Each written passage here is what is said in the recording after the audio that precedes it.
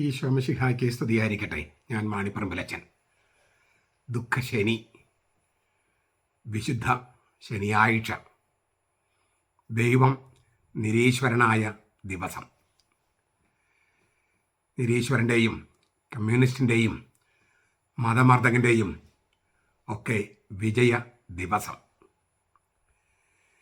20-ാം നൂറ്റാണ്ടിനെ ഏറ്റവും അധികം സ്വാധീനിച്ച തത്വചിന്തകനാണ് 19-ാം നൂറ്റാണ്ട് ജീവിച്ചിരുന്ന ഫ്രീഡറിക് നീച്ചെ. 1844 ജനിച്ച് 1900 മരിച്ച ഒരു 55-56 വർഷം മാത്രം ജീവിച്ചിരുന്ന ഒരാൾ. പക്ഷേ 20-ാം നൂറ്റാണ്ടിലെ തത്വചിന്തകളെയും തത്വജ്ഞാനികളെയൊക്കെ വളരെയധികം സ്വാധീനിച്ചു. അദ്ദേഹത്തിൻ്റെ ഒരു വൺ ലൈനർ സ്റ്റേറ്റ്മെൻ്റാണ് ലോകപ്രശസ്തം: ദൈവം മരിച്ചു. വാസ്തവത്തിൽ ദുഃഖശനിക്ക് ചേരുന്ന ഒരു വാക്കാണത്. ഒരേ ഒരു ദിവസം ദൈവം മരിച്ചു, ദുഃഖശനി. അതിനാൽ ദുഃഖശനി മറ്റെല്ലാ ദിവസങ്ങളിൽ നിന്നും വ്യത്യസ്തമാണ്. ദൈവം മൗനിയായ ദിവസം, ദൈവത്തിന് അനക്കമില്ലാത്ത ദിവസം. അതേസമയം അതൊരു പ്രതീക്ഷയുടെയും കാത്തിരിപ്പിൻ്റെയും ദിവസമാണ്. തിരുവുത്ഥാന ഞായറിലേക്കുള്ള കാത്തിരിപ്പ്. ദുഃഖവെള്ളിയാഴ്ചയുടെ കുരിശൻ്റെ വേദനയുടെയും തിരുവുത്ഥാനത്തിൻ്റെ ജൈത്രയാത്രയുടെയും വിജയയാത്രയുടെയും ഇടയിൽ നാം പെട്ടുപോയിരിക്കുന്ന ദിവസമാണ് ദുഃഖശനി. മരണമില്ലാത്ത ദൈവം മരണത്തിലേക്ക് ഇറങ്ങുന്നു. അതെ, ഇന്ന് മാത്രം നീച്ചെ പറഞ്ഞത് സത്യമാണ്. ദൈവം മരിച്ചു. വേണമെങ്കിൽ പറയാം, ദൈവം നിരീശ്വരനായ ദിവസമാണിത്. ഞാൻ പറയുന്ന ചില വിചിന്തനങ്ങൾ ബെനഡിക്ട് മാർപ്പാപ്പയുടെ പുസ്തകങ്ങളിൽ നിന്ന്, അദ്ദേഹത്തിൻ്റെ പ്രഭാഷണങ്ങളിൽ നിന്ന് ഞാൻ സ്വീകരിച്ചിട്ടുള്ളതാണ്. അദ്ദേഹം ജനിച്ചത് ദുഃഖശനിയാഴ്ചയാണ്, 1927 ദുഃഖശനിയാഴ്ച. 4 മണിക്കൂറിനുള്ളിൽ അദ്ദേഹത്തെ മാമോദിസ മുക്കം ചെയ്തു.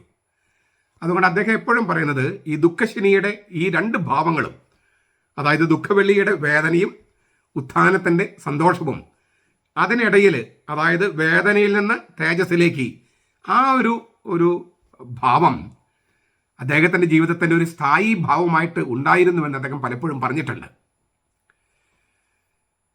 വേദനയുടെയും പ്രത്യാശയുടെയും വിചിത്രമായ ഒരു കൂടിച്ചേരൽ. ദൈവം മരിച്ചു, ദൈവം മറഞ്ഞിരിക്കുന്നു. അതേസമയം ദൈവം ഹാജരുണ്ട്. ദൈവം മറഞ്ഞിരിക്കുന്നു എന്നത് വേദന ജനിപ്പിക്കുന്നു, പക്ഷെ ദൈവം ഹാജരുണ്ട് എന്നുള്ളത് പ്രത്യാശ ജനിപ്പിക്കുന്നു. ഇത് രണ്ടും ഒരേ സമയം പ്രത്യക്ഷപ്പെടുന്ന ദിവസമാണ് ദുഃഖശനി. ക്രിസ്തുവിൻ്റെ മനുഷ്യത്വം ഏറ്റവും അധികം പ്രത്യക്ഷമായ ദിവസമാണ് ദുഃഖവെള്ളി. നമുക്ക് ഊഹിക്കാൻ പോലും പറ്റാത്ത വിധം മുറിവേൽപ്പിക്കപ്പെട്ട് സഹനത്തിൻ്റെ നെല്ലിപ്പടിയിലേക്ക് ഇറങ്ങി വന്ന അവൻ്റെ മനുഷ്യത്വം ഏറ്റവും പ്രത്യക്ഷമായ ദിവസം. അതേസമയം തന്നെ ക്രിസ്തുവിൻ്റെ ദൈവിക തേജസ് ഏറ്റവും അധികം വെളിപ്പെട്ട ദിവസമാണ് ഉത്ഥാനം. അപ്പോൾ ക്രിസ്തുവിൻ്റെ മനുഷ്യത്വം ഏറ്റവും അധികമായിട്ട് പ്രത്യക്ഷപ്പെട്ട ദിവസം ദുഃഖവെള്ളിയാഴ്ച, ക്രിസ്തുവിൻ്റെ ദൈവിക തേജസ് ഏറ്റവും വെളിപ്പെട്ട ദിവസം ഉയർപ്പ് ഞായർ. ഇതിൻ്റെ രണ്ടിനെയും ഇടയിൽ തൂങ്ങിക്കിടക്കുന്ന ദിവസമാണ് ദുഃഖശനി. ദുഃഖശനിയാഴ്ച നമുക്കറിയാം, കർത്താവിൻ്റെ ശരീരം കബറടത്തിലാണ്. ദുഃഖവെള്ളിയാഴ്ച നഖശിഖാന്തം മുറിവേൽപ്പിക്കപ്പെട്ട ശരീരം ദുഃഖശനിയാഴ്ച കബറിടത്തിനുള്ളിലാണ്. വിശ്വാസ പ്രമാണത്തിൽ നമ്മൾ ചൊല്ലുന്നു, ക്രിസ്തു നരകത്തിലേക്ക് ഇറങ്ങി. ചിലപ്പോൾ നമ്മൾ പാതാളത്തിലേക്ക് ഇറങ്ങി എന്നൊക്കെ പറയും. ഇത് കേൾക്കുന്ന പാടെ ചിലർ പറയും, നരകത്തിലേക്ക് ഇറങ്ങിയിട്ടില്ല, പാതാളത്തിലേക്ക് ഇറങ്ങിയിട്ടില്ല. അവർക്ക് വാക്കുകളുടെ അർത്ഥം അറിയാത്തത് കൊണ്ടാണ്. നരകത്തിലേക്ക് ഇറങ്ങിയിട്ടില്ല എന്ന് ഒരു ക്രിസ്ത്യാനി പറഞ്ഞാൽ ക്രിസ്തു മരിച്ചിട്ടില്ലെന്ന് പറയുന്നതിന് തുല്യമാണ്. മുസ്ലിംസ് പറയുന്നതും ഇവർ പറയുന്നതും തമ്മിൽ യാതൊരു വ്യത്യാസം ഉണ്ടാകില്ല.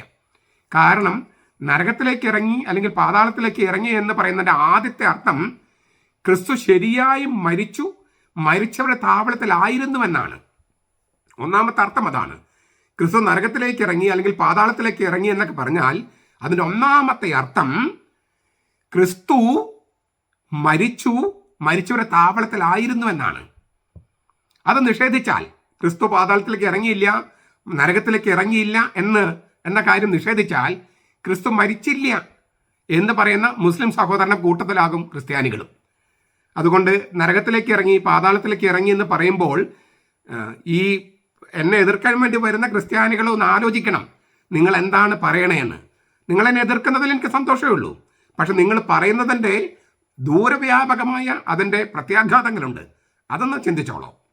അപ്പോൾ യേശു നരകാഗ്നിയിലേക്ക് ഇറങ്ങി എന്ന് വെച്ചാൽ നഷ്ടപ്പെട്ടു പോയ ആടിനെ തേടിയിറങ്ങിയ നല്ല ഇടയൻ നഷ്ടപ്പെട്ടു പോയ ആട് കിടക്കുന്ന നരകത്തിലാണ്. നമ്മൾ പാപം ചെയ്യുമ്പോൾ നമ്മൾ ആധ്യാത്മികവും മരിക്കുകയാണ്. ആ അവസ്ഥയ്ക്കാണ് നരകമെന്ന് പറയുന്നത്. ദൈവവുമായിട്ട് ബന്ധം വിച്ഛേദിക്കപ്പെട്ട അവസ്ഥ, ആ അവസ്ഥയിലേക്ക് കർത്താവ് ഇറങ്ങുകയാണ്. ഒരു പ്രാചീന പള്ളിപ്രസംഗത്തിൽ പറയുന്നത് അവിടെ തടവുകാരനായിരുന്ന ആദാമിനെയും ഹവ്വയെയും വിമോചിപ്പിച്ചു എന്നാണ്. അതായത് അവരെ തോളിലേറ്റി, ആദാമിനെയും ഹവ്വയെയും തോളിലേറ്റി നല്ല ഇടയൻ ഈ നഷ്ടപ്പെട്ട ആടുകൾ തോളിലേറ്റി അങ്ങനെ പൊക്കിക്കൊണ്ടുവരികയാണ് എന്നാണ്. തീർച്ചയായിട്ടും ഈ നരകാഗ്നി അല്ലെങ്കിൽ നരകം എന്ന് പറയുന്നത് നമുക്ക് ഗ്രഹിക്കാവുന്നതിന് അപ്പുറത്തുള്ളൊരു സംഗതിയാണ്. അതായത് രഹസ്യാത്മത്തിൽ പൊതിയപ്പെട്ട കിടക്കാണ് ഈ നരകത്തിലേക്ക് ഇറങ്ങി എന്നുള്ള വിശ്വാസ പ്രമാണത്തിലെ വകുപ്പ്. ഹീബ്രുവിൽ ഷിയോൾ എന്നും ഗ്രീസിലെ ഹാദസ് എന്ന വാക്കുമാണ്, ഇംഗ്ലീഷിൽ നമ്മൾ ഹെയ്ഡ്സ് എന്ന് പറയും. ആത്യന്തികമായി ഒരു ഏകാന്തതയാണിത്. എല്ലാ ബന്ധങ്ങളും നഷ്ടപ്പെട്ട അവസ്ഥ, സ്നേഹത്തിൻ്റെ പ്രകാശരശ്മിക്ക് കുത്തിത്തുളച്ച് ചെല്ലാൻ പറ്റാത്ത ഇടം, അതാണ് ഈ നരകാവസ്ഥ. വാസ്തവത്തിൽ നമുക്കത് മനസ്സിലാക്കാൻ പ്രയാസമുണ്ട്. നമുക്കതിലേക്ക് ഇച്ചിരി കുറച്ചുകൂടി കഴിഞ്ഞിട്ട് നമുക്ക് അതിലേക്ക് വരാം. ആ അവസ്ഥയിലേക്ക്, അതായത് ആത്യന്തികമായ ഏകാന്തതയിലേക്ക്, സ്നേഹത്തിൻ്റെ രശ്മിക്ക് തുളച്ചു കയറി ചെല്ലാൻ പറ്റാത്ത വിധം ഇങ്ങനെ തുറുങ്കിലടക്കപ്പെട്ട ആ അവസ്ഥയിലേക്ക് കർത്താവ് ദൈവം ക്രിസ്തുവിൽ ഇറങ്ങിച്ചെല്ലുകയാണ്. അപ്പോൾ വിശ്വാസത്തിൻ്റെ ഏറ്റവും കറുത്തുരണ്ട ഈ രഹസ്യം, ഇപ്പം ക്രിസ്തു നരകത്തിലേക്ക് ഇറങ്ങി എന്നുള്ള വകുപ്പാണ് വിശ്വാസ പ്രമാണത്തിലെ ഏറ്റവും മനസ്സിലാക്കാൻ പ്രയാസമുള്ളത്. ഒരു കറുത്തുരണ്ട രഹസ്യം പോലെയാണ്. പക്ഷേ ആ രഹസ്യം ദൈവം ക്രിസ്തുവിൽ നരകത്തിലേക്ക് ഇറങ്ങിയപ്പോൾ ആ വിശ്വാസത്തിന് ഏറ്റവും കറുത്തുരണ്ട രഹസ്യം പരിധികളില്ലാത്ത പ്രത്യാശയുടെ അത്യുന്നത തേജസ്സായിട്ട് മാറുകയാണ്. ദുഃഖശനിയിലെ ദൈവത്തിൻ്റെ മൗനം, അതായത് ദൈവം നമ്മുടെ പ്രാർത്ഥന കേൾക്കാതെ മാറി നിൽക്കുന്ന വികാരം, അതാണ് ദൈവത്തിൻ്റെ മൗനം എന്നോട് ഉദ്ദേശിക്കുന്നത്. ദുഃഖശനിയുടെ കർത്താവ് മരിച്ചു കിടക്കുകയാണല്ലോ, അവന് പ്രാർത്ഥന കേൾക്കാൻ കഴിയില്ല. ദൈവം നമ്മുടെ പ്രാർത്ഥന കേൾക്കാതെ മാറി നിൽക്കുകയാണ് എന്ന വികാരം, ആ വികാരമോർത്തല്ല നമ്മൾ ദുഃഖശനിയായിട്ട് വിലപിക്കുന്നത്. മറിച്ച് ദിവ്യമായ ഉറക്കത്തിൽ നിന്ന് അവൻ ഉണരുന്ന നിമിഷത്തിൽ നാം തീവ്രമായി കാത്തിരിക്കുകയാണ്. ആ കാത്തിരിപ്പിൻ്റെ ദിവസമാണിന്ന്. നമുക്കൊരു ഉദാഹരണം ബൈബിളിലുണ്ട്. ഈ വള്ളത്തിൻ്റെ അമരത്ത് തലയണ വെച്ച് കർത്താവ് ഉറങ്ങുകയായിരുന്നു. ശിഷ്യന്മാർ അവനെ ഉണർത്തി. അപ്പോൾ വള്ളത്തിൻ്റെ അമരത്ത് തലയണ വെച്ച് ഉറങ്ങുന്ന ആ കർത്താവ് അതൊരു പ്രതീകമാണ് നമുക്ക്. ഈ കബറിടത്തിൽ കർത്താവ് ശരിക്കും മരിച്ചു കിടക്കുകയാണ്. അവൻ്റെ ഉണർവിനെ, അവൻ്റെ ഉണർത്തലിനെ, ഉയർപ്പിനെ നമ്മൾ നോക്കി പാർത്തിരിക്കുകയാണ്. അതുകൊണ്ട് കർത്താവ് മരിച്ചു കിടക്കുകയാണ്, അതുകൊണ്ട് നമുക്ക് നമ്മുടെ പ്രാർത്ഥന ഒന്നും കേൾക്കില്ല എന്നൊരു വികാരമല്ല നമ്മിൽ ഉണ്ടാകേണ്ടത്. തീർച്ചയായിട്ടും ദൈവം മരിച്ചു എന്ന നീച്ച പറഞ്ഞ പ്രഖ്യാപനത്തെയോ ഇന്ന് യുക്തിവാദികളോ കമ്മ്യൂണിസ്റ്റുകാരോ അവർ പറയുന്ന ഇതിനൊക്കെ നാം പ്രതിരോധിക്കേണ്ട കാര്യമില്ല. അവർ പറഞ്ഞതിൻ്റെ പേരിൽ ദൈവം മരിക്കില്ലല്ലോ. ദൈവം മരിച്ചു ഒരു ദിവസം. പക്ഷെ അവരുദ്ദേശിക്കുന്ന ദൈവം മരിച്ചെന്ന് പറഞ്ഞാൽ ദൈവം ഇല്ല, ഉണ്ടെങ്കിൽ തന്നെ മരിച്ചു പോയി, ഇനി നമ്മുടെ കാര്യം നമ്മൾക്ക് നോക്കാമെന്നാണ് അവരുദ്ദേശിച്ചത്.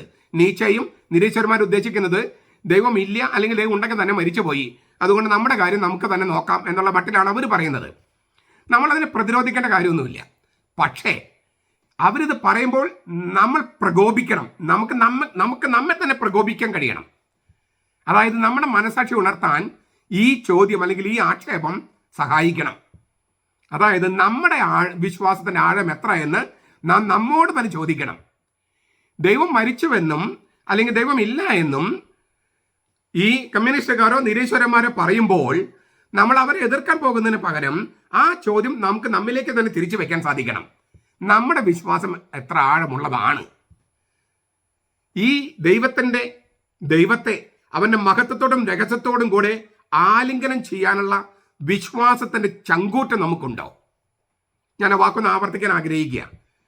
ദൈവത്തെ അവന്റെ മഹത്വത്തോടും രഹസ്യത്തോടും കൂടെ ആലിംഗനം ചെയ്യാനുള്ള വിശ്വാസം, ആ വിശ്വാസത്തിന്റെ ചങ്കൂറ്റം നമുക്കുണ്ടോ? ഇത് ഞാൻ ചോദിക്കുന്നതിനെ കുറച്ചുകൂടി എന്താ പറയുക, ഈ ചോദ്യത്തിന്റെ അർത്ഥം മനസ്സിലാക്കാൻ ഞാൻ കുറച്ചുകൂടി വിശദമാക്കാം. സാമ്പത്തിക തകർച്ചയിൽ രക്ഷപ്പെടാനുള്ള ഒരു ബാങ്ക് ആയിട്ടാണോ നമ്മുടെ ദൈവം വർക്ക് ചെയ്യണേ? തീർച്ചയായിട്ടും സാമ്പത്തിക തകർച്ച വരുമ്പോൾ കർത്താവിനെ വിളിക്കണം. പക്ഷെ ആ സാമ്പത്തിക തകർച്ചയിൽ നിന്ന് രക്ഷപ്പെടുത്താനുള്ള ഒരു ബാങ്ക് മാത്രമാണോ കർത്താവ്? അതോ രോഗത്തിൽ മുക്തി പ്രാപിക്കാനുള്ള വൈദ്യശാല നടത്തുന്ന ഡോക്ടറോ? തീർച്ചയായിട്ടും ഡോക്ടർമാരിലൂടെ കർത്താവ് രോഗശാന്തി നൽകും. ധ്യാന കേന്ദ്രങ്ങളിൽ രോഗശാന്തി ഉണ്ടാകാം, അതൊക്കെ ഉണ്ടാകാം. പക്ഷെ അതാണോ നമ്മെ ദൈവത്തോട് അടുപ്പിക്കുന്ന ആ ചേതോവികാരം? നമുക്ക് രോഗത്തിൽ നിന്ന് ശാന്തി കിട്ടും എന്നൊരു കാരണം കൊണ്ടാണോ ഞാൻ ദൈവത്തെ സ്നേഹിക്കുന്നത്? സാമ്പത്തിക തകർച്ചയിൽ നിന്ന് രക്ഷപ്പെടാൻ സാധിക്കും, കർത്താവിനെ സഹായിക്കുമെന്ന ഒറ്റ കാരണം കൊണ്ടാണോ ദൈവമായിരിക്കുന്നത്?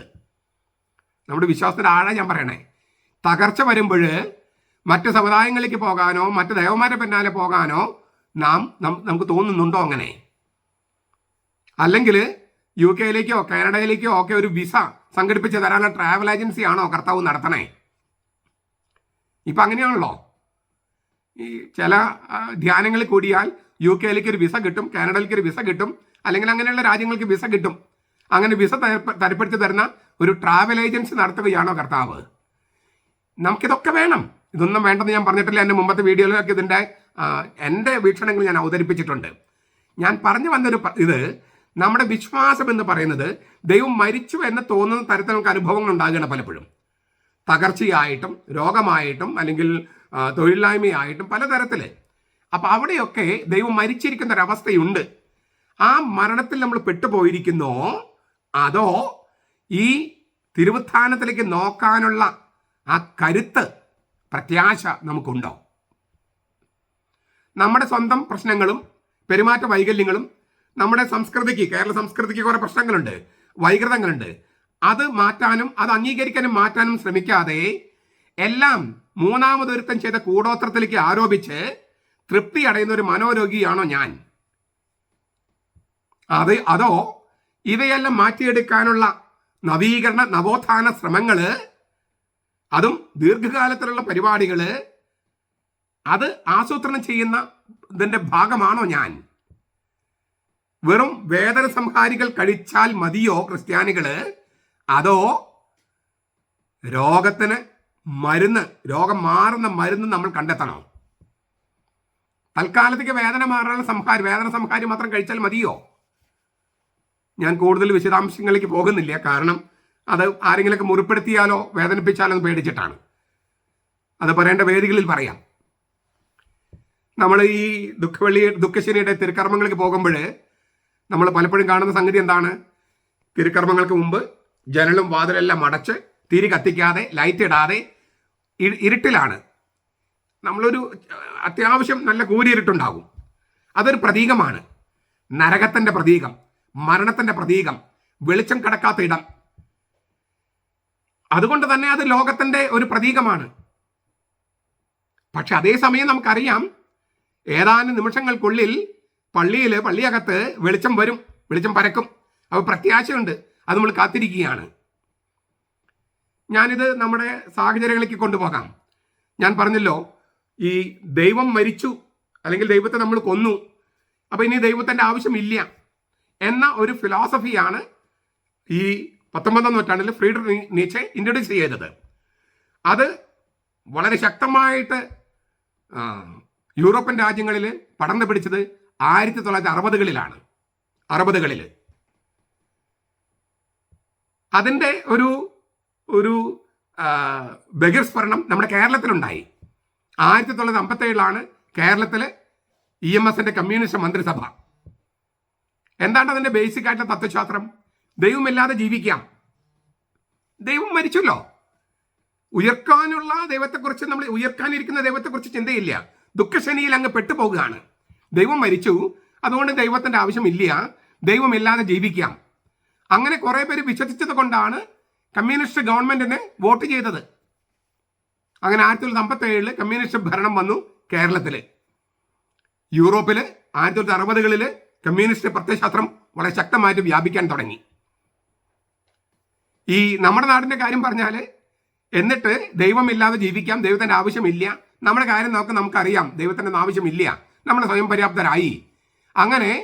അങ്ങനെ ചിന്തിച്ച ആളുകൾ തന്നെ കേരളത്തിന് ഒരു പേരിട്ടു, ദൈവത്തിന്റെ സ്വന്തം നാട്. ദൈവം മരിച്ചു, ദൈവമില്ല എന്ന് പറയുന്നവര് ഈ കേരളത്തിനൊരു പേരിട്ടു, ദൈവത്തിന്റെ സ്വന്തം നാട്. പക്ഷേ ദൈവം സംസാരിക്കുന്നില്ല, അവൻ കബറിടത്തിലാണ്, അവൻ ഉണരുന്നില്ല. അതിനാൽ തന്നെ നമുക്ക് അവനെ വേണ്ട. ദുഃഖശനിയിലാണ് കേരളം ജീവിക്കുന്നത്. ദുഃഖശനിയിൽ നിന്നും ഉയർപ്പിലേക്ക് പോകാനുള്ള ആ സ്റ്റെപ്പ് എടുത്തിട്ടില്ല, അതിന് താല്പര്യമില്ല. ഈ യൂറോപ്പിലെ കമ്മ്യൂണിസം ശക്തമായി എന്ന് ഞാൻ പറഞ്ഞല്ലോ. ദൈവം മരിച്ചു, അതിനാൽ ഇനി ദൈവമില്ലാത്ത പ്രത്യയശാസ്ത്രം മതി. അങ്ങനെയെല്ലാം വിചാരിച്ചപ്പോൾ വാസ്തവത്തിൽ ഏതവസ്ഥയിലാണ് യൂറോപ്പിലുണ്ടായത്? എമ്മാവുസിലേക്ക് പോയ ശിഷ്യന്മാരുടെ അവസ്ഥയിലാണ്. ലൂക്കാസ് സുവിശേഷകൻ പറയുന്നു, 24-ാമത്തെ അധ്യായം പറയുന്നത്, അവരുടെ മുഖം വാടിയിരുന്നു. മ്ലാനവദനര്. ഉത്ഥിതനായ കർത്താവ് അവരെ വിളിക്കുന്നത് ബുദ്ധിഹീനരെ എന്നാണ്. ബുദ്ധിഹീനരെ. കുറച്ച് കഴിഞ്ഞ് പറയുന്നുണ്ട്, മന്ദബുദ്ധികളെ. മുകളിലൊരു ദൈവം ഇല്ല എന്ന് മൂഢൻ തൻ്റെ ഉള്ളിൽ പറഞ്ഞുവെന്ന് 2 പ്രാവശ്യം ബൈബിളിൽ എഴുതിയിട്ടുണ്ട്. മുകളിലൊരു ദൈവം ഇല്ല എന്ന് മൂഢൻ ഉള്ളിൽ പറഞ്ഞു. കർത്താവ് ഈ ദൈവം മരിച്ചു, അതുകൊണ്ട് നമുക്ക് ദൈവം വേണ്ട, നമുക്ക് നമ്മുടെ കാര്യം നോക്കാൻ നമ്മൾ മാത്രം തന്നെ മതി എന്ന് വിചാരിക്കുന്ന യൂറോപ്പിലെ പ്രത്യയശാസ്ത്രക്കാരോടും നമ്മുടെ നാട്ടിലെ കമ്മ്യൂണിസ്റ്റുകാരോടും നിരീശ്വരന്മാരോടും യുക്തിവാദികളോടും ഒക്കെ അവരെയൊക്കെ കർത്താവ് വിളിക്കുന്നത് ബുദ്ധിമാന്ദ്യം വന്നവരെ, ബുദ്ധിഹീനരെ, മന്ദബുദ്ധികളെ എന്നാണ്. മുകളിൽ ദൈവം ഇല്ല എന്ന് പറയുന്ന വിഡ്ഢികളാണ് നിങ്ങൾ.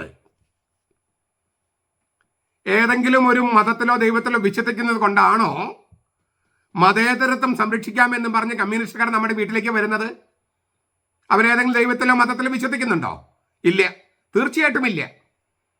ദൈവമില്ലാത്ത അവസ്ഥയിലേക്ക്, നരകത്തിലേക്ക് കൊണ്ടുപോകുന്നതാണ് അവർ ഉദ്ദേശിക്കുന്ന നവോത്ഥാനം അല്ലെങ്കിൽ പുരോഗമനം. മുന്നോട്ടുള്ള ഗമനം എന്ന് പറഞ്ഞാൽ മതമില്ലാത്ത, ദൈവമില്ലാത്ത ആ അവസ്ഥ. ദൈവമുണ്ടെന്ന് പറഞ്ഞാൽ പഴയ സ്കൂള്, ദൈവമില്ലെന്ന് പറഞ്ഞാൽ പുതിയ സ്കൂള്. നവോത്ഥാനം അത്രേ, അല്ലെങ്കിൽ പുരോഗമനം. വാസ്തവത്തിൽ പുരോഗമനമാണോ, മുന്നോട്ടുള്ള ഗമനമാണോ, അതോ അധോഗമനമാണോ, പിന്നോട്ടാണോ പോകുന്നത്? പക്ഷെ അതേസമയം നമ്മൾ ഓർക്കണം, ഈ മൗനത്തിന്റെയും ഇരുട്ടിന്റെയും ഏകാന്തത്തിന് തൊട്ടരികിലാണ് സത്യത്തിൽ പ്രത്യാശ കിടക്കുന്നത്. കാരണം ഈ ദുഃഖശനിൽ നിന്ന് ഉയർപ്പിലേക്ക് ചെറിയ ദൂരമേ ഉള്ളൂ. എന്ന് വെച്ചാൽ യുക്തിവാദിയുടെയും കമ്മ്യൂണിസ്റ്റുകാരുടെയും ഇരുട്ടിനരികെ പ്രത്യാശ കിടപ്പുണ്ട്. അതവന് കാണിച്ചു കൊടുക്കാൻ ക്രിസ്ത്യാനികൾ തയ്യാറാകണം. അതാണ് ക്രിസ്ത്യാനികളുടെ റോള്. ഇരുട്ടിലൂടെ സഞ്ചരിച്ച് വെളിച്ചത്തിലേക്ക് നടന്നെടുക്കാൻ നാം അവരെ പഠിപ്പിക്കണം. കമ്മ്യൂണിസ്റ്റുകാരൻ പറഞ്ഞ് ഇങ്ങോട്ട് കേൾക്കുകയല്ല നമ്മൾ വേണ്ടത്, കേൾക്കുക വേണം. പക്ഷെ അവനോട് പറയണം, ഈ ഇരുട്ടിൽ നിന്ന് വെളിച്ചത്തിലേക്ക് കടക്കൂ, മരണത്തിൽ നിന്ന് ജീവനിലേക്ക് കടക്കൂ, ഈ നിരാശതയിൽ നിന്ന് പ്രത്യാശയിലേക്ക് കടക്കൂ എന്ന് നമ്മൾ പറയേണ്ടതുണ്ട്. കാരണം ഇരുട്ടല്ല അന്ത്യം, അസ്തമയമല്ല അന്ത്യം. വാസ്തവത്തിൽ എന്താണ് ഈ നിരാശത എന്ന് പറഞ്ഞാൽ? ആത്മസ്നേഹത്തിന്റെ അങ്ങേയറ്റത്തെത്തുന്നതിനെയാണ് നിരാശത എന്ന് പറയുക. അതായത് എന്നെ രക്ഷിക്കാൻ കഴിവുള്ളവൻ എനിക്ക് വേണ്ട, എനിക്ക് ഞാൻ മാത്രം മതി. ആ ആത്മസ്നേഹം സ്വാർത്ഥതയുടെ ആൾരൂപമാണ്. സ്വാർത്ഥതയ്ക്ക് കയ്യും കാലും വെക്കുന്നതിനെയാണ് ആത്മസ്നേഹം എന്ന് പറയണേ. ഇതറിയാതെ നമ്മൾ എത്രയോ പേര് പറയാറുണ്ട്, നീ നിന്നെ തന്നെ സ്നേഹിക്കണം, നീ നിന്നെ തന്നെ സ്നേഹിക്കണം. നീ നിന്നെ തന്നെ സ്നേഹിക്കണമെന്ന് പറഞ്ഞാൽ അർത്ഥം നീ സ്വാർത്ഥനാകണമെന്നാണ്. കത്തോലിക്ക സഭയുടെ മതബോധനത്തിലൊരു വചനം ഇങ്ങനെയുണ്ട്: sin, stain and self love destroy the world. പാപവും പാപക്കറയും ആത്മസ്നേഹവുമാണ് ലോകത്തെ നശിപ്പിക്കുന്നത്. ഞാൻ ആവർത്തിക്കുക, നീ നിന്നെ തന്നെ സ്നേഹിക്കണമെന്ന് കർത്താവ് പറഞ്ഞിട്ടില്ല. നീ നിന്നെപ്പോലെ നിന്റെ അയൽക്കാരനെ സ്നേഹിക്കണമെന്നേ പറഞ്ഞിട്ടുള്ളൂ. നീ നിന്നെ തന്നെ സ്നേഹിക്കുന്നത് പോലെ നിന്റെ അയൽക്കാരനെ സ്നേഹിക്കണമെന്ന് കർത്താവ് പറഞ്ഞിട്ടില്ല. അതുകൊണ്ട് നീ നിന്നെ തന്നെ സ്നേഹിക്കെന്ന് പറഞ്ഞാൽ സ്വാർത്ഥതയാണ്, അങ്ങനെ സ്വാർത്ഥതയുടെ ആൾരൂപമായാൽ അത് ആത്മസ്നേഹമായി. ഞാൻ കുറച്ചുകൂടി ഒരു വേറെ വാക്ക് ഉപയോഗിക്കുക, ആത്മരതി, നാർസിസിസം.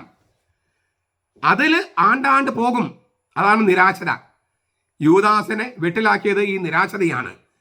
യൂദാസ് തന്നിലേക്ക് തന്നെ തിരിഞ്ഞു, ആത്മസ്നേഹത്തിലേക്കും സ്വാർത്ഥത്തിലേക്കും തിരിഞ്ഞു. അവൻ തന്നിൽ തന്നെ ആണ്ടാണ്ട് പോയി. അങ്ങനെ ആത്മഹനനത്തിൽ എത്തി. എന്താണ് പ്രത്യാശ? എന്നെ രക്ഷിക്കാൻ കഴിവുള്ളവൻ അവിടെയുണ്ട് എന്ന് അംഗീകരിക്കണം. അവൻ കൈ നീട്ടുമ്പോൾ ആ കൈകളിലേക്ക് എത്തിപ്പിടിക്കണം. അതൊരല്പം നാണം കെടുത്തുന്ന പരിപാടിയാണ്. ഒരല്പം നമ്മൾ എളിമപ്പെടണം. ഇതിനെയാണ് ഈ സ്വയം ശൂന്യവൽക്കരണം എന്ന് പറയണേ. കർത്താവ് എന്താ പറഞ്ഞത്? എന്നെ അനുഗമിക്കാൻ ആഗ്രഹിച്ചെങ്കിൽ സ്വയം പരിത്യജിക്കുക. ആത്മസ്നേഹം നടത്താനല്ല പറഞ്ഞത്, നീ നിന്നെ തന്നെ പരിത്യജിക്കുക എന്നാണ് കർത്താവ് പറഞ്ഞത്. ബഹുമാനപ്പെട്ട അച്ഛന്മാർ ആരെങ്കിലും ഇത് കേൾക്കുന്നുണ്ടെങ്കിൽ അവരോട് കൂടി ഞാൻ പറയുന്നത്, നിങ്ങൾ പള്ളികളിൽ നിങ്ങൾ നിങ്ങളെ തന്നെ സ്നേഹിക്കണം, നിങ്ങൾ തന്നെ സ്നേഹിക്കണം എന്ന് പറഞ്ഞാൽ അവർ സ്നേഹിക്കും. അതിനർത്ഥം എന്നിട്ട് അറിയോ? നിങ്ങൾ സ്വാർത്ഥരാകൂ എന്നാണ്. അതുകൊണ്ട് കർത്താവിൻ്റെ വചനങ്ങൾ കൃത്യമായിട്ട് പഠിച്ചിട്ട് അതിൻ്റെ അർത്ഥം ധ്യാനിച്ച് പൊരുളുകൾ കണ്ടെത്തിയിട്ട് പ്രസംഗിക്കുകയാണ് നല്ലത്. പ്രത്യാശ എന്ന് പറഞ്ഞാൽ എനിക്ക് ഞാൻ മാത്രം പോരാ, എനിക്ക് എന്നെ തന്നെ രക്ഷിക്കാൻ കഴിയില്ല, എന്നെ രക്ഷിക്കാൻ കഴിവുള്ളവൻ അവിടെ ഉണ്ട് എന്ന് അംഗീകരിക്കണം. അവൻ കൈ നീട്ടുമ്പോൾ ആ കൈയിലേക്ക് എത്തിപ്പിടിക്കാൻ ഞാൻ ശ്രമിക്കണം. അതൊരു നാണം കെടുത്തുന്ന പരിപാടിയാണ്. കാരണം ഞാൻ എന്നെ തന്നെ ഒരല്പം ശൂന്യവൽക്കരിക്കണം, എളിമപ്പെടുത്തണം. പക്ഷെ ആ എളിമപ്പെടുത്തുന്നതിൽ നമുക്ക് ഉയർപ്പുണ്ടാകും. അതാണ് പ്രത്യാശ. ഈ നിരീശ്വരനായ ക്രിസ്ത്യാനി എന്ന് സ്വയം വിശേഷിപ്പിച്ച ഒരാളുണ്ട് സ്ലൊവേനിയയിൽ. സ്ലാവോയ് സിസക് എന്ന അദ്ദേഹത്തിൻ്റെ പേര്. അദ്ദേഹം ദുഃഖശനിയെക്കുറിച്ച് പറഞ്ഞത് ഇങ്ങനെയാണ്: ദൈവത്തിൻ്റെ മരണം ആചരിക്കുന്ന ദിവസമാണത്. ദൈവത്തിൻ്റെ മരണം ആചരിക്കുന്ന ദിവസം, അതായത് ദൈവം സ്വയം നിരീശ്വരനായി മാറിയ ദിവസം. അതുകൊണ്ട് തന്നെ അതേക്കുറിച്ച്, ദൈവം നിരീശ്വരനായ ദിവസത്തെക്കുറിച്ച് ഗവേഷണം നടത്താൻ നമ്മെ പ്രേരിപ്പിക്കുന്ന ദിവസമാണ്. അപ്പോൾ അദ്ദേഹത്തിൻ്റെ വാദങ്ങൾ ഇങ്ങനെയാണ്. ദുഃഖശനി എന്ന് പറഞ്ഞാൽ ഒരു വൈരുദ്ധ്യാത്മക ഭൗതിക വാദമുണ്ട് കമ്മ്യൂണിസത്തിൻ്റെ. ദൈവം മരിച്ചുവല്ലോ, അതിനാൽ ദൈവമില്ലാതെ തന്നെ സൽപ്രവൃത്തി ചെയ്യാം എന്ന ഒരു നിഗമനത്തിലെത്താം. വൈരുദ്ധ്യാത്മക ഭൗതികവാദം.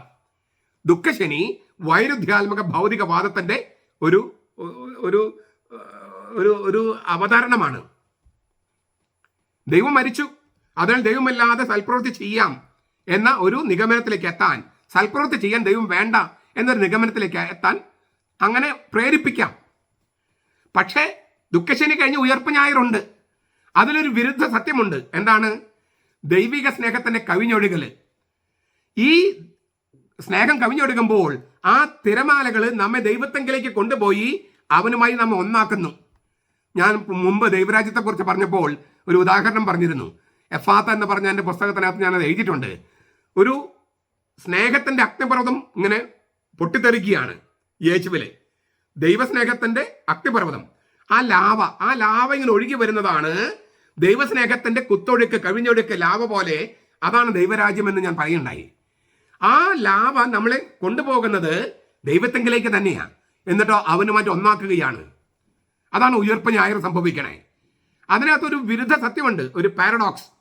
മറ്റത് ഡയലക്റ്റിക്കൽ മെറ്റീരിയലിസം ആണെങ്കിൽ ഇവരുടെ പാരഡോക്സിക്കൽ ട്രൂത്ത് ഉണ്ട്. എന്താണ്? മരണമെന്ന പുഴയിലൂടെയാണ് ഈ സ്നേഹത്തിന് കവിഞ്ഞൊഴുകൽ നമ്മൾ തിരിച്ചറിയുന്നതും ആ തിരമാലകൾ നമ്മെ ദൈവത്തെങ്കിലേക്ക് കൊണ്ടുപോകുന്നതും അവനുമായിട്ട് ഒന്നാക്കുന്നതും. എന്ന് വെച്ചാൽ ഈ ഞാൻ പറഞ്ഞല്ലോ, എത്തിപ്പിടിക്കാൻ കഴിവുള്ളവനിലേക്ക് നമ്മളൊന്ന് കൈ നീട്ടുക. ആ കൈ നീട്ടേണ്ട കാര്യമില്ല എന്ന് പറഞ്ഞ മറ്റൊരു തത്വശാസ്ത്രമുണ്ട്, മുതലാളിത്തവാദം. എത്രമാത്രം ലാഭമുണ്ടാക്കാമെന്ന് മാത്രം ചിന്തിക്കുന്ന മുതലാളിത്ത വ്യവസ്ഥിതി. അതിനെ നിരാകരിക്കാൻ നമ്മൾ പഠിക്കണം. നമുക്ക് പണം വേണം, സമ്പത്ത് വേണം, എല്ലാ സംഗതികളും വേണം. പക്ഷേ അത് മാത്രമാണ് നമുക്ക് ആശ്രയം എന്ന നിലയിലേക്ക് എത്താൻ പാടില്ല. അതിനെ നിരാകരിക്കാനും സമുദായത്തിലും സാഹോദര്യത്തിലും ജീവിക്കുമ്പോൾ യാതൊന്നിനും കുറവുണ്ടാവുകയില്ല എന്ന സത്യത്തിലേക്ക് വരാനും ഉയർപ്പ് നമ്മളെ പഠിപ്പിക്കുന്നു. സമുദായത്തിലും സാഹോദര്യത്തിലും വിശ്വാസം ജീവിക്കുമ്പോൾ അവിടെ വിശ്വാസം മാംസം ധരിക്കുകയും അപ്പോൾ നമുക്ക് യാതൊന്നിനും കുറവുണ്ടാവുകയില്ല. ഭൗതികമായ സംഗതികളെല്ലാം കുറച്ച് കുറവുണ്ടായിരിക്കും, പക്ഷേ നാം പറയുന്ന ശരിയായ ആനന്ദത്തിന് ഒരു കുറവുണ്ടാകില്ല. കാരണം ആത്യന്തികമായി ഉയർത്തെഴുന്നേൽക്കുന്ന സ്നേഹം മാത്രമാണ്. ഭൗതികമായി ഒരു സംഗതിയും ഉയർത്തെഴുന്നേൽക്കില്ല. സ്നേഹം മാത്രമേ ഉയർത്തെഴുന്നേൽക്കൂ.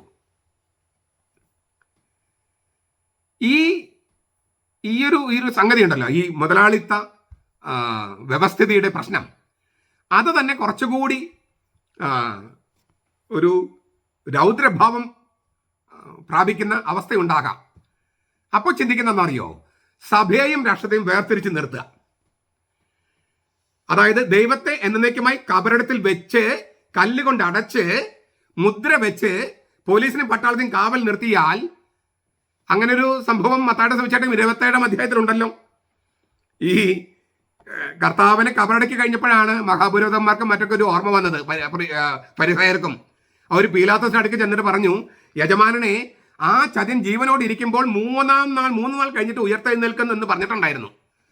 ഇനി അങ്ങനെ അവന് ശിഷ്യന്മാർ ചെന്ന് അവനെ മോഷ്ടിച്ചു കൊണ്ടുപോയി അവൻ മരിച്ചിട്ടിരുന്ന് ഉയർത്തെഴുന്നേറ്റുമെന്ന് ജനത്തോട് പറയുകയും ഈ ഒടുവിലത്തെ ചതി മുമ്പിലത്തേതിനേക്കാളും വിഷമമായി തീരുകയും ചെയ്യാം. അങ്ങനെ സംഭവിക്കാതിരിക്കാൻ 3-ാം നാൾ വരെ കല്ലറ ഭദ്രമാക്കണം, ഉറപ്പാക്കണം. പീലാത്തോസ് പറഞ്ഞു, കൂട്ടത്തൊക്കെ തരാം, പോയി നിങ്ങളെ കഴിവനുസരിച്ച് നിങ്ങൾ പോലീസിനെയും പട്ടാളത്തെയും കാവൽ നിർത്തി ഉറപ്പാക്കിയോളം പറഞ്ഞു. അവർ ചെന്ന് കല്ലിന് മുദ്ര വെച്ച് കാവൽ കൂട്ടത്തൊക്കെ നിർത്തി കല്ലറ ഭദ്രമാക്കി. ഇത് തന്നെയാണ് ഇവിടെ ചെയ്യുന്നത്. സഭയും രാഷ്ട്രത്തെയും തമ്മിൽ വേർതിരിച്ച് നിർത്തുക, ദൈവത്തെ എന്നേക്കുമായിട്ട് കബറിടത്തിൽ വെച്ച് കല്ലുകൊണ്ട് മൂടി അടച്ച് മുദ്ര വെച്ച് പോലീസിനും പട്ടാളത്തെയും കാവൽ നിർത്തിയാൽ പിന്നെ ദേശരാഷ്ട്രത്തെ സത്യം എന്ന അടിസ്ഥാനത്തിൽ പണിതുയർത്തേണ്ട കാര്യമില്ല. കാരണം എന്താണ്? സത്യത്തെ കല്ലറയിൽ അടക്കി കല്ല് വെച്ച് അടച്ച് മുദ്ര വെച്ച് പോലീസിനും പട്ടാളത്തിനും നിർത്തിയിരിക്കുക. അപ്പോൾ ബാക്കി എന്താ ആവുക? ബാക്കി ആയതാണ് മണിപ്പൂരിലും ഉത്തർപ്രദേശിലും നഗ്നരാക്കപ്പെടുന്ന നിസ്സഹാരായ സ്ത്രീകളുടെ വിലാപം അറിയിക്കുന്നത്.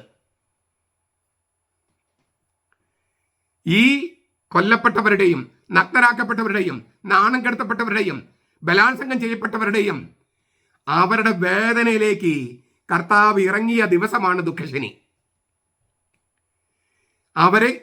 അവരോടൊപ്പം ഒന്നാകാൻ, അവരുടെ വേദനയിൽ ഒന്നാകാൻ തീർന്നില്ല.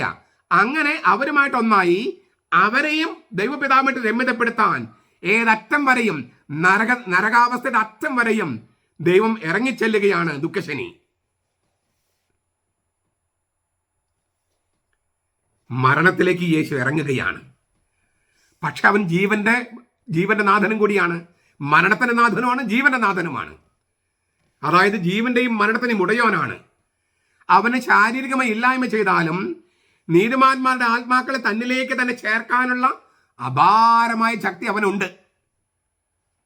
അതുകൊണ്ട് ഇങ്ങനെ ഈ മരണത്തിലേക്ക് അവൻ ഇറങ്ങി, നിസ്സഹാരായി കൊല്ലപ്പെട്ടവരിലേക്ക് അവൻ ഇറങ്ങി, അവരുമായിട്ടെല്ലാം ചേർന്ന് അവരെല്ലാം തന്നോട് തന്നെ ചേർത്ത് കൊണ്ടുവരികയാണ്, അവൻ ഉയർപ്പിക്കുകയാണ്. ഇത് വളരെ പ്രധാനപ്പെട്ട സംഗതിയാണ്. മരണം അതെന്താണ് നമുക്ക് അറിഞ്ഞുകൂടാ. നമ്മളെല്ലാവരും മരിക്കും, നമുക്ക് മരണത്തെ സമീപിക്കാനും പറ്റും. പക്ഷെ അതെന്താണ് നമുക്ക് അറിഞ്ഞുകൂടാ. എന്ന് വെച്ചാൽ നാം സ്വയം പര്യാപ്തരല്ലെന്ന മരണം നമ്മെ പഠിപ്പിക്കുകയാണ്. നമുക്കതിനെ മാറ്റി നിർത്താൻ കഴിയില്ല, മരിക്കാതിരിക്കാൻ കഴിയില്ല. അപ്പോൾ നമുക്ക് വേണമെങ്കിൽ നിരാശത്തിലേക്ക് കൂപ്പുകുത്താം. നമ്മൾ സ്വയം പര്യാപ്തരായി വിചാരിച്ചിരുന്നു, പക്ഷേ അതേ മരണം നമ്മളെ കൊണ്ടുപോയി. നമുക്കതിനെ തടുക്കാൻ കഴിയില്ല, മാറ്റി നിർത്താൻ കഴിയില്ല. അപ്പോൾ എനിക്ക് മാറ്റി നിർത്താൻ കഴിയാത്ത നിസ്സഹായമായി നമുക്ക് ഈ മരണത്തിന് മുമ്പിൽ നിരാശപ്പെട്ടിരിക്കാം. എന്നാൽ മറ്റൊരു വഴിയുണ്ട്. മരണത്തിലേക്ക് ഇറങ്ങി വന്ന് നമ്മെ പൊക്കിയെടുത്തവന്റെ കൈ പിടിച്ച് ഉയർത്തെഴുന്നേൽക്കുക. മരണത്തിലേക്ക് ഇറങ്ങി വന്ന് നമ്മെ പൊക്കിയെടുത്തവന്റെ കൈ പിടിച്ച് ഉയർത്തെഴുന്നേൽക്കുക. അതൊരു പ്രത്യാശയാണ്. അതെ, മരണത്തിനും ഉയർപ്പിനും ഇടയിലുള്ള ശൂന്യമായ ഇടമാണ് ദുഃഖശനി. നിരാശത വേണമെങ്കിൽ നമുക്ക് സെലക്ട് ചെയ്യാം, പ്രത്യാശ വേണമെങ്കിൽ സെലക്ട് ചെയ്യാം. നോ മാൻസ് ലാൻഡ് എന്ന് പറയും. ഏത് വേണമെങ്കിൽ നമുക്ക് സ്വീകരിക്കാം. മരണത്തിൽ അവസാനിക്കണോ, ഉയർപ്പിലേക്ക് പ്രവേശിക്കണോ? മരണത്തെ തന്നെ കീഴ്പ്പെടുത്തി മരണത്തിൽ ഉയർത്തെഴുന്നേറ്റ് വന്നവനെ സ്വീകരിക്കണോ വേണ്ടയോ? അതായത് അങ്ങനെ ഉയർത്തെഴുന്നേറ്റ് ഒരേ ഒരാളേ ഉള്ളൂ, യേശു ക്രിസ്തു. മറ്റൊരാളും മരിച്ചവരിന്ന് ഉയർത്തെഴുന്നേറ്റിട്ടില്ല. അവനെ സ്വീകരിക്കണോ വേണ്ടയോ? അങ്ങനെ പ്രത്യാശയിലേക്കും ഉയർപ്പിലേക്കും വെളിച്ചത്തിലേക്കും പ്രവേശിക്കണോ, അതോ മരിച്ചവരിൽ നിന്ന് ഉയർക്കാത്ത ആളുകളുടെ കൂടെ ചേർന്ന് മറ്റു മതനേതാക്കളെ ഞാൻ ഉദ്ദേശിക്കുന്നത്, സ്ഥാപകരെ, അവരുടെ കൂടെ ചേർന്ന് ഈ ദുഃഖശനിയുടെ കബറിടത്തിൽ തന്നെ കിടക്കണോ? മനുഷ്യവംശത്തിന്റെ ഏറ്റവും ഇരുട്ടും നിറഞ്ഞ സ്ഥലമാണത് കബറിടം, മരണത്തിന്റെ ഇടം. പക്ഷെ അവിടെ തന്നെയാണ് ഏറ്റവും വെളിച്ചമുള്ള സ്ഥലവും. കാരണം എന്താണ്? ആ കബറിടത്തിൽ നിന്നാണ് അവൻ ഉയർത്തെഴുന്നേറ്റത്. ഞാൻ വീണ്ടും പറയാണ്, അങ്ങനെ ഉയർത്തെഴുന്നേറ്റവൻ ഒറ്റ ആളേ ഉള്ളൂ. കബറിടത്തിൽ നിന്ന് നിത്യജീവനിലേക്ക് ഉയർത്തെഴുന്നേറ്റ ഒരേ ഒരാളുള്ളൂ, യേശുക്രിസ്തു. അവനോട് ചേർന്നിരുന്നാൽ മാത്രമേ ഉയർപ്പന്റെ വെളിച്ചത്തിലേക്ക് പ്രവേശിക്കാൻ കഴിയൂ. അല്ലാത്തവരൊക്കെ ദുഃഖശനിയുടെ കബറിടത്തിലെ ഇരുട്ടിൽ മറഞ്ഞു പോവുകയാണ്, അല്ലെങ്കിൽ നിരാശത്തിലേക്ക് കൂപ്പുകുത്തുകയാണ്. അവർ നരകത്തിലായിരിക്കുകയാണ്. സീറോ മലബാർ സഭയിൽ അവസാനത്തെ പ്രാർത്ഥന വൈദികൻ രഹസ്യമായിട്ട് ഇങ്ങനെ ചെറിയ സ്വരത്തിൽ ചൊല്ലുന്ന പ്രാർത്ഥന നോക്കുക. വിശുദ്ധീകരണത്തിന്റെ ബലിപീഠമേ സ്വസ്തി, ഞങ്ങളുടെ കർത്താവിന്റെ കബറിടമേ സ്വസ്തി. ആ ബലിപീഠത്തെ പറഞ്ഞ് കബറിടം അന്ത്യത്താഴത്തിലെ മേശ എന്നല്ല പറയുന്നത്.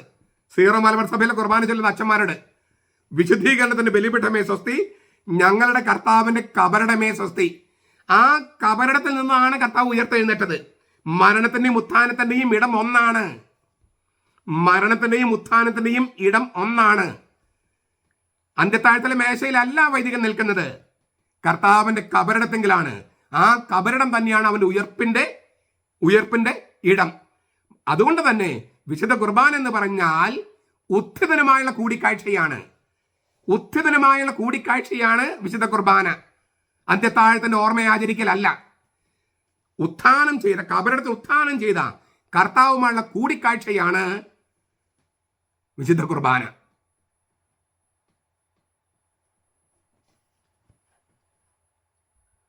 ഉത്ഥാനത്തിലേക്ക് പ്രവേശിക്കണ്ടേ? അതാണ് ചോദ്യം. നമുക്ക് ഈ ദുഃഖശനിയുടെ അനുഭവങ്ങൾ ഇപ്പോൾ നമുക്ക് നടക്കുന്ന കാര്യങ്ങൾ വെറുതെ ഒന്ന് കാണാം. യുക്രൈൻ യുദ്ധം, അവിടെ ദൈവം ദുഃഖശനിയിലാണ്. ദൈവം മരിച്ചിരിക്കുകയാണ്. ജനങ്ങൾ കൊല്ലപ്പെടുകയാണ്, നിഷ്കളങ്കരെ കൊല്ലപ്പെടുകയാണ്. അപ്പോൾ ദൈവത്തെ, ഈ നീതിമാനായ യേശു ക്രിസ്തുവിനെ കൊന്നതുപോലെ തന്നെയാണ് ദൈവവും മനുഷ്യനും പാപമില്ലാത്തവനുമായ ദൈവപുത്രനെ കൊന്നതുപോലെ തന്നെയാണ് ഈ മനുഷ്യർ കൊല്ലപ്പെടുന്നത്. ഇസ്രായേലിന് മേലെ ഹമാസിന്റെ ഭീകരാക്രമണം, അത് യുദ്ധം പ്രഖ്യാപിച്ചിട്ടുള്ള ഒരു ആക്രമണമല്ല, നനച്ചിരിക്കാതെ. അവർക്ക് ദൈവം മരിച്ചിരിക്കുകയാണ്. എവിടെയൊക്കെ ഭീകരാക്രമണമുണ്ടോ അവിടെയെല്ലാം ഈ മതത്തിന്റെ ആളുകളുണ്ട്. തീർന്നില്ല, ഞങ്ങളാണ് അക്രമം നടത്തിയെന്ന് വീമ്പിളക്കുകയും ചെയ്യുന്നു. അവർ ദുഃഖശനിയിലാണ്, മരണത്തിന്റെ സംസ്കാരത്തിലാണ് ജീവിക്കുന്നത്. മതത്തിന്റെ ആളുകളാന്ന് പറയുകയും മരണ സംസ്കാരത്തിലായിരിക്കുകയും ചെയ്യുന്നു. മനുഷ്യരെ ഇങ്ങനെ പച്ചയ്ക്ക് അറുത്ത് കൊല്ലുമ്പോൾ യേശു ക്രിസ്തുവിനെ കുരിശിലേറ്റിയ അതേ അക്രമത്തിന്റെ ഭാവം തന്നെയാണ് അവർ കൈക്കൊള്ളുന്നത്. അങ്ങനെ മനുഷ്യരെയെല്ലാം, യഹൂദന്മാരെയും ക്രിസ്ത്യാനികളെയും ഹിന്ദുക്കളെയൊക്കെ കൊല്ലാമെന്ന് അവർ തീരുമാനിക്കുകയാണ്, കർത്താവിനെ കൊന്നു കളഞ്ഞതുപോലെ. ഇതേ അവസ്ഥ തന്നെയാണ് നമ്മുടെ നാട്ടിൽ. 2023 മെയ് മാസത്തിൽ ആരംഭിച്ചതാണ് മണിപ്പൂരിലെ കലാപ പരമ്പരകൾ. എത്ര പേരെ മരിച്ചെന്നോ, എത്ര പേരാണ് വീടില്ലാത്തതായെന്നോ, എത്ര പേരാണ് പലായനം ചെയ്തതെന്നോ, എത്ര പേരാണ് മുറിവേറ്റ് കിടക്കുന്ന കണക്കുകൾ പോലും കൃത്യമായിട്ടില്ല. ഏതാണ്ട് 34 ലക്ഷം ജനസംഖ്യയാണ് അവിടെയുള്ളത്. അതിലൊരു 53% മെയ്തൈ എന്ന് പറയുന്ന വിഭാഗമാണ്. അവർ മെയിനായിട്ടും ഹിന്ദുക്കളാണ്. കുക്കികൾ, നാഗ എന്ന് പറയുന്നവർ ക്രിസ്ത്യാനികളാണ് മെജോറിറ്റിയും. ഈ ഭൂരിപക്ഷത്തിന് സംവരണം കൊടുക്കാൻ തീരുമാനിച്ചു. ഈ ന്യൂനപക്ഷത്തിന് സംവരണത്തിൽ നിന്ന് ഷെയർ. അങ്ങനെ അക്രമം ആളിക്കത്തി. ഇതൊക്കെ മനഃപൂർവ്വം ഉണ്ടാക്കുന്നതല്ലേ? എന്തിനാ? സംവരണത്തിന്റെ പേരിലോ മറ്റേതെങ്കിലും പേരിൽ ഇങ്ങനെ സമൂഹങ്ങൾ തമ്മിൽ ഇടിക്കുമ്പോൾ അതിൽ നിന്നൊരു മുതലെടുക്കാനായിട്ട് കഴിയും.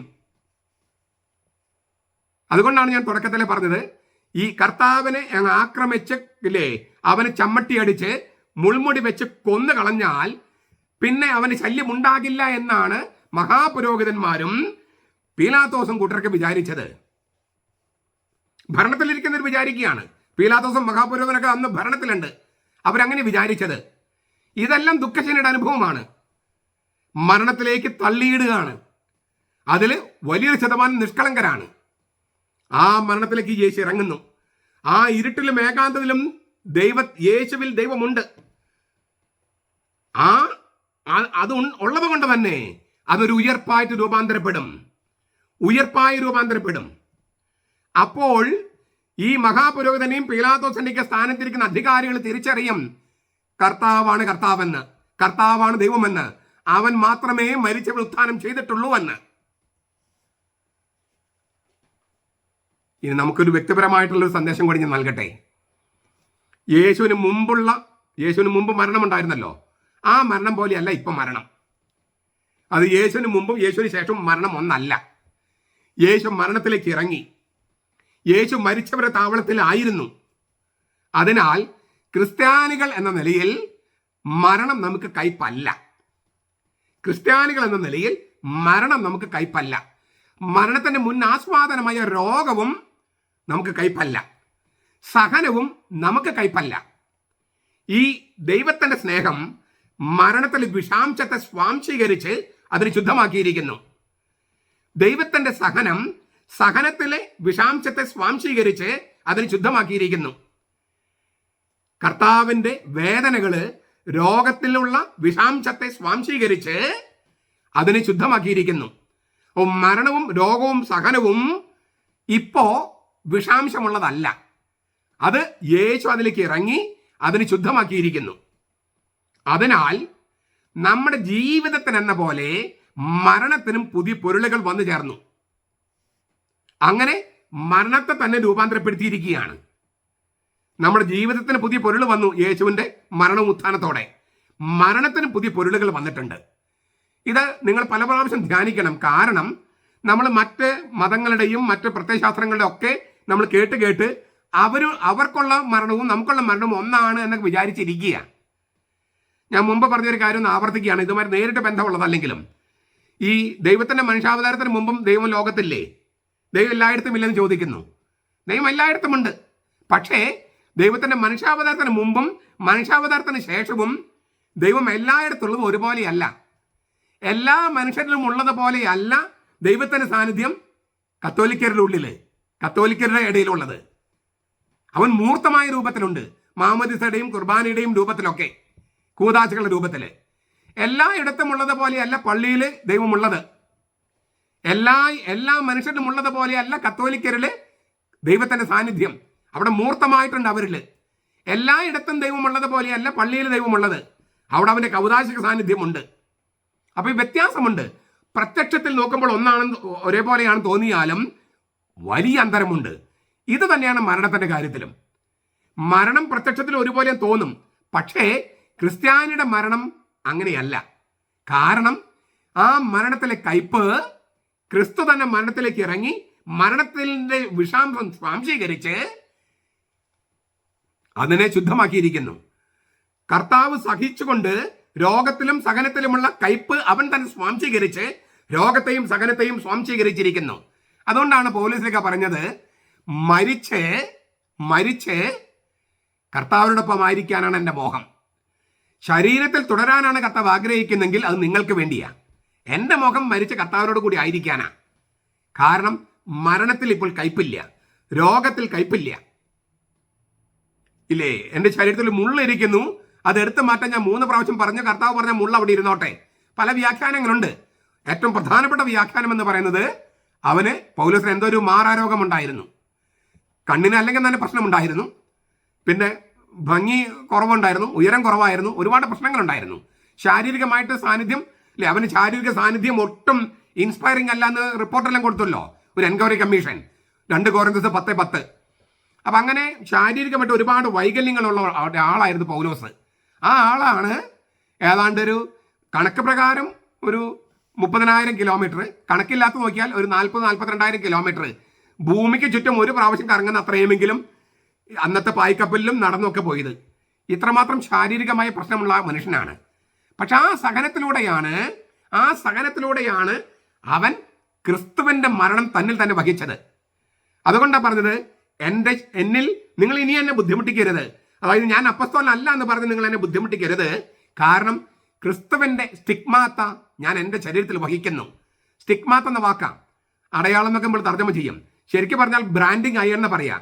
നമ്മൾ ഈ പാണ്ഡിദേശത്ത് വരുന്ന കാളകളുടെ പുറകിൽ ഇങ്ങനെ മാർക്കിടില്ലേ, മാഞ്ഞു പോകാത്ത തരത്തില്, അതുപോലൊരു മാർക്ക്, അതായത് എപ്പോഴോ ഇങ്ങനെ പൗലോസിനെ പീഡിപ്പിച്ചപ്പോൾ കമ്പി ചൂടാക്കി ശരീരത്തിൽ ഒരു അടയാളം, ചൂടടയാളം എന്നാണ് സ്റ്റിഗ്മാറ്റയ്ക്ക് പറയാ.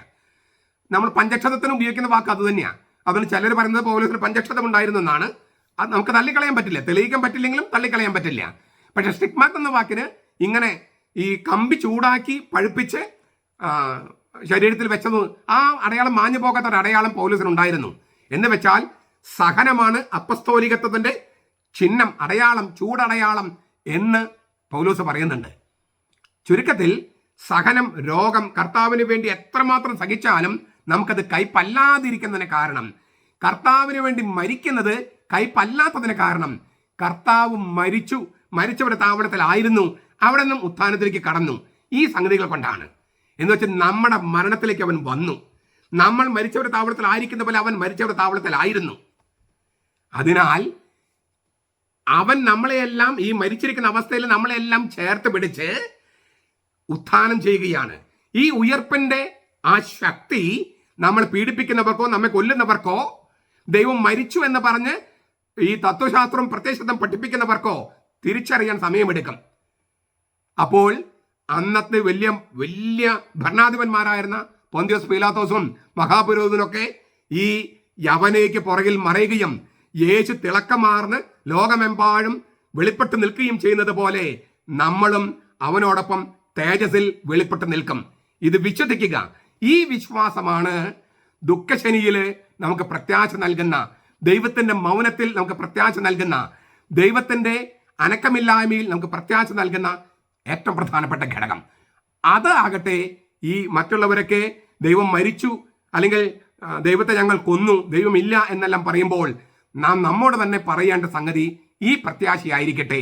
ഈ പ്രത്യാശ ഉണ്ടെങ്കിൽ നമുക്ക് കയ്പുണ്ടാകില്ല, ആനന്ദമേ ഉണ്ടാകൂ.